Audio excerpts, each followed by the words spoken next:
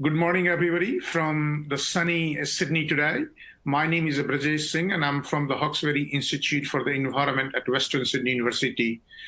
Today, I'm going to talk to you about microbiome and plant health and how that can be harnessed to increase the agriculture and plant productivity. Before I go into the presentations, I would like to acknowledge some of our co-authors. Manuel Delgado Baquerizo is from Spain, Pankaj Trivedi from the Colorado State University in the USA, and Eleonora Egidi from the Hawkesbury Institute in Western Sydney University. The presentations today is about microbiome and how that can improve the crop productivity. Let's remind ourselves first the key function of the soil. So crop productivity is one of the key functions that soil provides. Through the nutrient cycling reservoir for the plant nutrients, enhancing biological activities, and so on. But the other key functions that include the filtrations and buffering the water, which ensure the drinking water for the human population and other animals, but also the water for the irrigations and other recreational purposes. Soil functions includes one of the key functions, includes the climate regulations through the and the mitigations of the greenhouse gas emissions. And all these functions are carried out mainly by the soil microbes. Other organisms does impact in terms of, for example, the soil animals impact those processes through the feeding and prey and predator relationship with the microbes, but the microbes are the main engine carried out those functions. Agriculture is the topic of discussions today. And as we all know, we have a huge challenges to increase the food productions from the existing land by 50% by 2050 to feed the growing human populations. And in reality, the farm productivity has been in a structural decline since the mid-1990s, particularly in the developed countries. What does it mean? The additions of more fertilizers and resources and plant breeding programs does not increase proportionally the yield of the crops. Agriculture is now being asked to contribute towards the climate change mitigations. There has been significant pressures because of the agriculture productivity, because the efficacy loss of agrochemicals and plant breeding program. There is a negative impact of those conventional farming, for example, the use of pesticides on the food quality and human health. And there is a consumer demand for the quality, not only the quality of food, which have a less chemical residues, but also to contribute towards the environmental protections. And if you look at, these are the significant challenges, and if you look at all those significant analysis that is carried out by the different people across the world, this is a slides come from one of my colleagues in the Chinese Agriculture University in Beijing, Fushu Zhang, where what is they look at is what are the sustainable farming approaches that can increase that productivity. And one of the things is that if we can increase the soil fertility or soil health, we can achieve 15 to 20% of the increased productivity without further increasing the chemical inputs in our systems.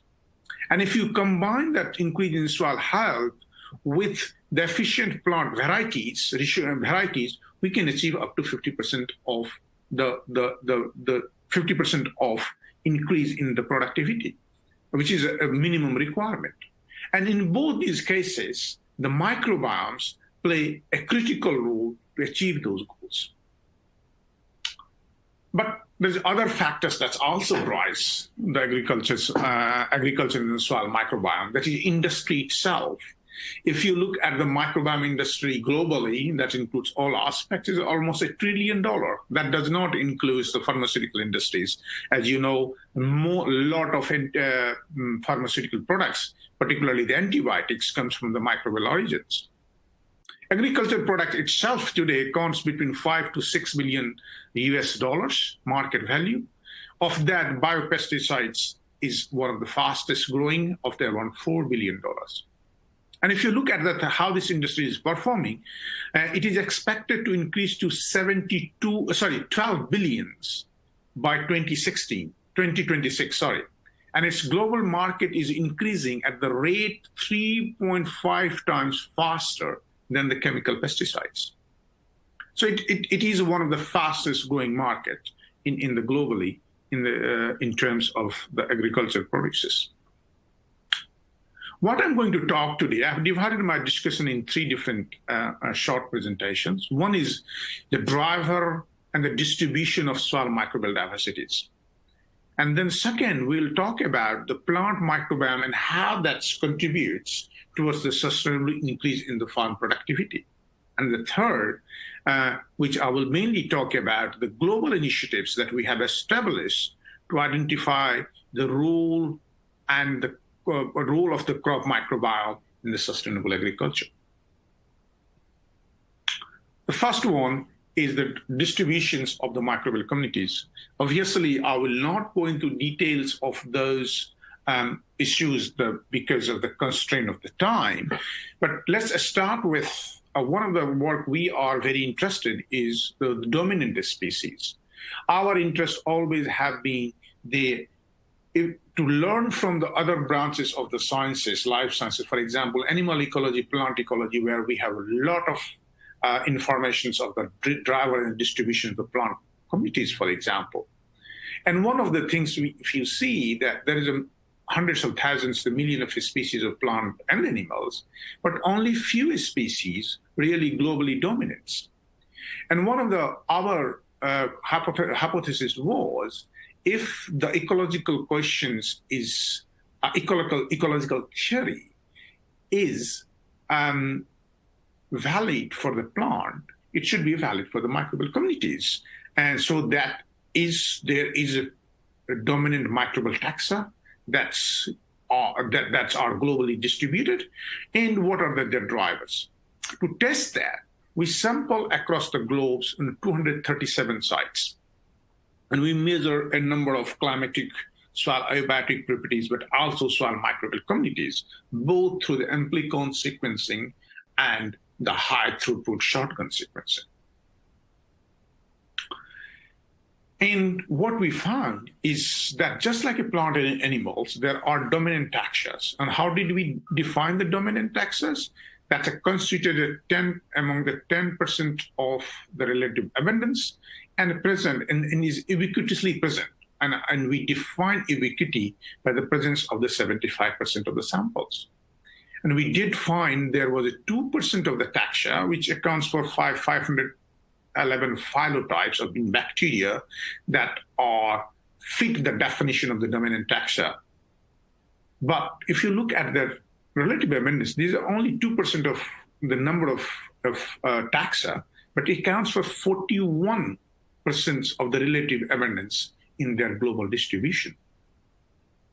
We then went on and looked for the soil fungi, another critical microbial communities for the soil function side of things.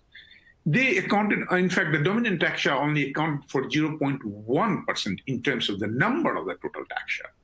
But again, it's accounted for 18% of the relative abundance in their global distributions. And then we were really able to use these informations to predict the distribution of this taxa across the globe, where you will expect them to dominate, where you expect them to be the rare.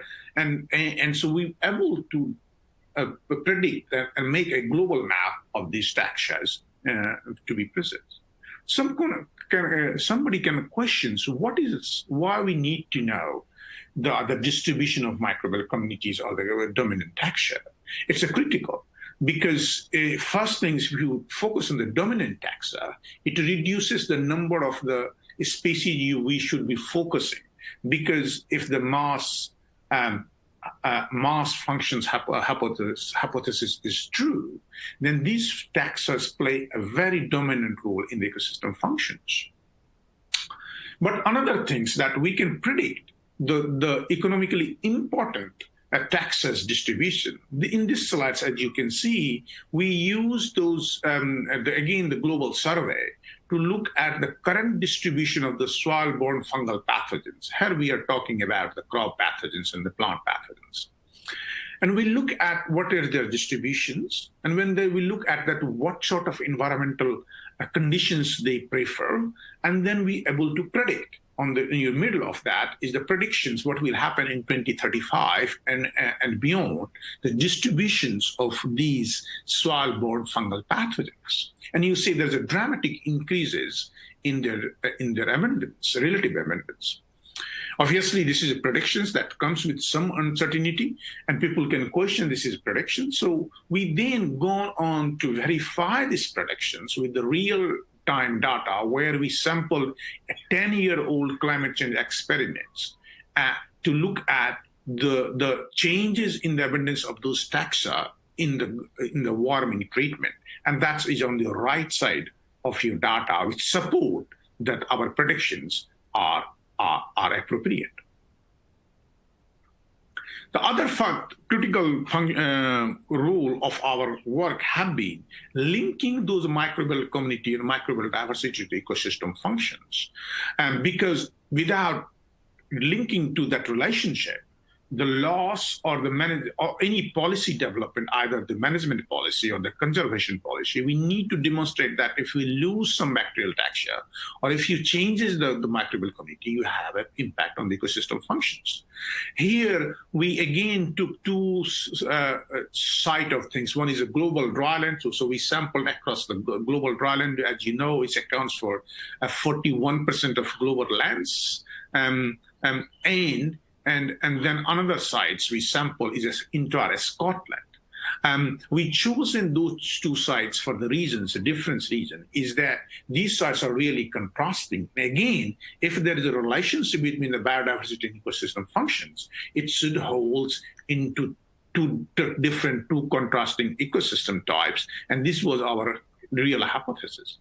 And in this slides, as you can see, that the word we use, the ecosystem multifunctionality on the bottom of both those graph, that is the averaging of the multiple ecosystem functions that was measured. That was including plant productivity, the nutrient cycling, availability of nutrients, and so on. And then you average that. And what you see that in both these cases, in both these contrasting sites, microbial diversity has a direct impact on the ecosystem functions, which is account for the unique variations within that ecosystem functions. So that is evidence that if you lose the microbial diversity, you will lose the ecosystem functions proportionally.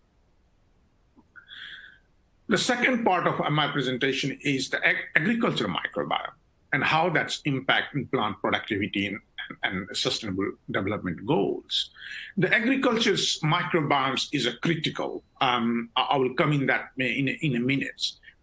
And it can be used to increase the farm productivity, and that then contributes in number of the sustainable development goals, including zero hunger, good health and well-being, clean water and sanitations. I'm not going to go into that details because we have discussed that in more detail in publication, which is cited below.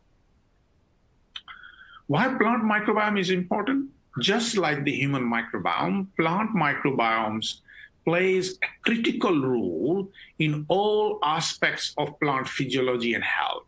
For example, it ensures the nutrient availability, it ensures the access of the plants to those nutrients and the water. It's play an important role in priming the plant immune system, just like human gut microbiome play a role in human immune systems. The plant microbiomes have the same role. It also plays an important role through the productions of number of metabolites that impacts the plant physiology and immune systems, but also act as antimicrobials against the pathogen and so on. Plant microbiomes, just like human microbiomes, are selective. This is not like most of the plant microbiomes comes from the soil. Some also come from the seeds and other parental transfers, but mostly come from the soil. But it is not that any soil microbes can enter into the plant tissues. This is one of the examples that the plant filters those microbes and only few which able to colonize insides can get into. So the factors that really impact is a plant-specific filtration that is driven by the genetics and the immune system of the plant, mutual recognitions by the plant and microbes, the microbial traits. Not all microbes have the capacity to enter and colonize the internal tissues, and then also the presence and the opportunities, just like the human microbiome. If you look at that, because of that intimate relationship between plant and microbiome, there has been a lot of focus, just like human microbiome, to produce products that, in fact, as you know, there's a lot of product in the markets that increases the plant performance and the productivity. But there is other factors that also driving this translational agriculture microbiome. It's a policy top-down. You have seen the European Union Green Deal that demands a reduction of 50% of chemical pesticide replaced by the biological agents by 2030. And there is a consumer demand for the chemical-free or less chemically residues food product. There is a significant increase in investments, both by the established and the startup company. And as you see that, as I said, the market is growing remarkably high. This almost 17% per year. And there's enormous opportunity in this area, because if you look at the human medicine, pharmaceuticals, 50% of our medicines come from the natural resource.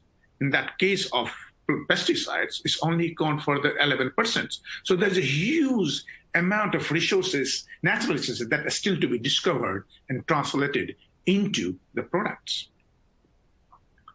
And that's the driver of the microbiome industry. As you know, the old microbiome industry, the fastest growing startup in agriculture microbiome, is one of them. And because it's fulfilled a number of issues, from the plant productivity, environmental sustainability, it ensures the resource food securities, but also the quality of source. So it impacts in terms of low chemical food, but also the nutrients dense food, and that then directly benefits the human and environmental health. But in my opinion, there is a huge opportunity, not just 17%. This industry is poised to take off commercially if we addresses some of the key technical challenges. And these technical challenges includes the inconsistent field efficacy. So what happens, you use one product, it works in one field, but it does not work the same way in the other fields. There is a lack of product diversity. So there is, if you look at that, there is a few species that you can use, mainly Bacillus and Streptomyces and so on, that are in the market. The sustaining the activity of microbes in the formulations, and then you put in the fields, is a real constraint. And the other factor can also influence the activities. And one of the things we are not going to discuss today in more detail is there is some genuine product in the market, but there is some snake oils, and we need to differentiate that for the industry to grow. And we believe these technical challenges can be solved by addressing some of the fundamental and applied knowledge gaps. The fundamental knowledge, we still have a limited understanding of the ecological and evolutionary process that determines the microbiome assembly of the plants. We have no idea what does the healthy plant microbiome looks like. The same as is in case of the human microbiome. We need to distinguish the correlations from the causations. And then we need to go beyond the bacterial communities and look for the fungi and viral community, that how they get assembled and what role they play in the plant performance. But there is other critical knowledge gaps in the applied and translational sides. As we know, there's a lot of product in the market, and one of the things is that we develop the products and throw in all sort of environmental conditions. But we have a little understanding the ecological requirement of those introduced microflora to colonize and express its phenotype. We have a very little understanding on the interplay between the introduced microbiota or the products with the host genetics and immune systems. We also have a less less knowledge on the identity of the first set of microbiota that respond to stress. And in technological sides, we have a less ability to manipulate microbiome of natural microbiome in situ in a rationally, so that we activate the activities of the beneficial microbiomes.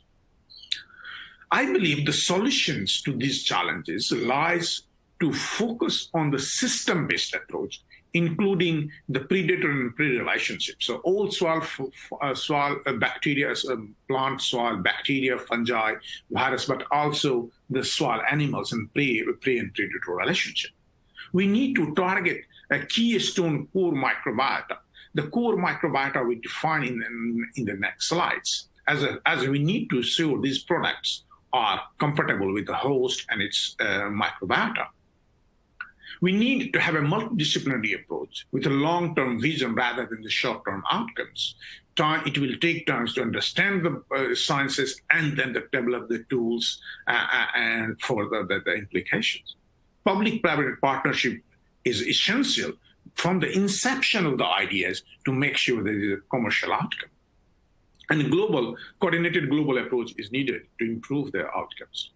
I said that one of the idea is to define and develop the product from the crop microbiome, or at least the compatible with the crop microbiome. What is a core microbiome?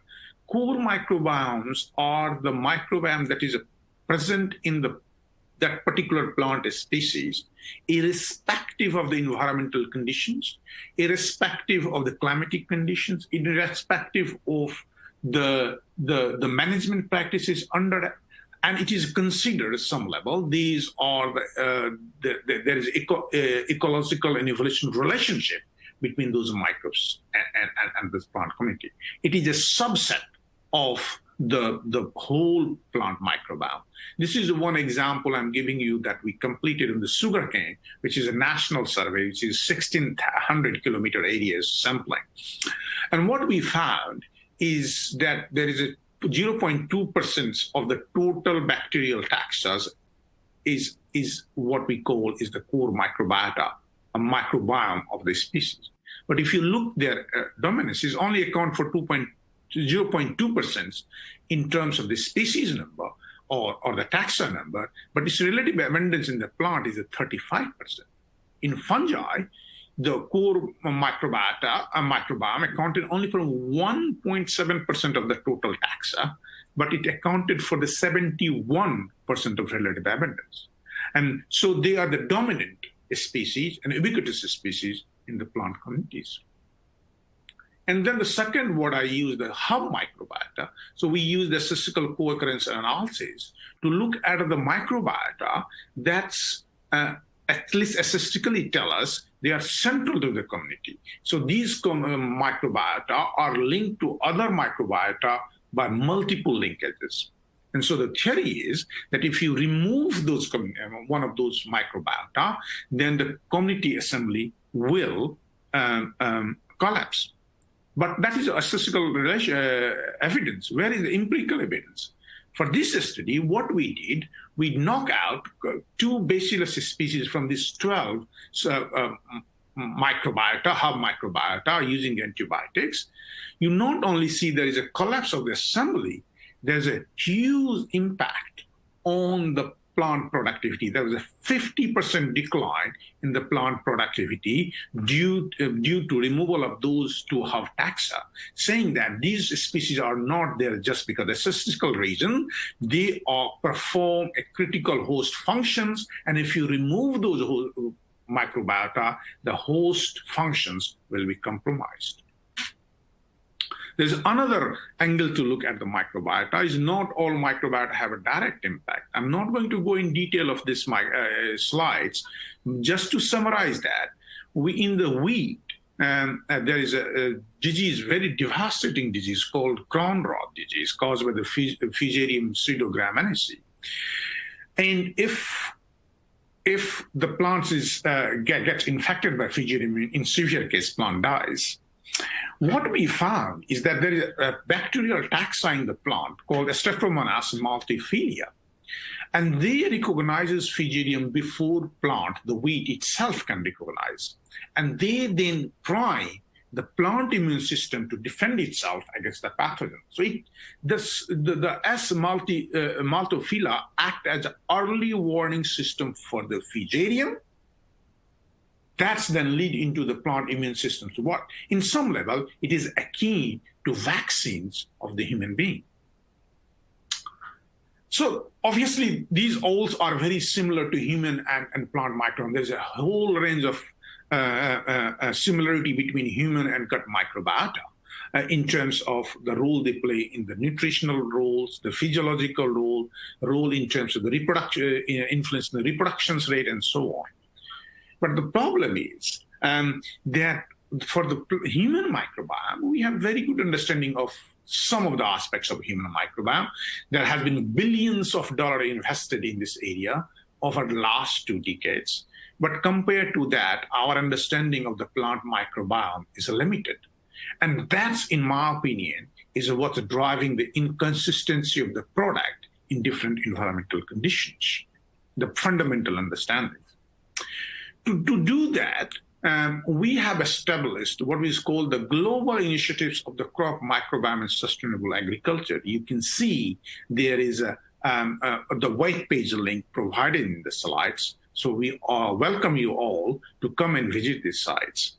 The aim of these initiatives is to identify the crop's core and hub microbiota, as we discussed a couple of slides before, identify the processes through which crop microbiome assembly takes place, for example, the Rationale filtering, what contributions plant microbiome plays in the disease suppressions and the resource use efficiency, what are the relative contributions of microbiomes in the yield or the farm yields and the farm productivity, and what are the microbial indicator of the farm productivity and sustainability. So these are the short-term deliverables of these initiatives. It's then contribute directly to multiple economic and policy outcomes. Some of them is just mentioned, economic growth, job creation in the regional areas, and because it will promote the regional products, it will contribute directly to the sustainability and the biodiversity of multiple United Nations goals.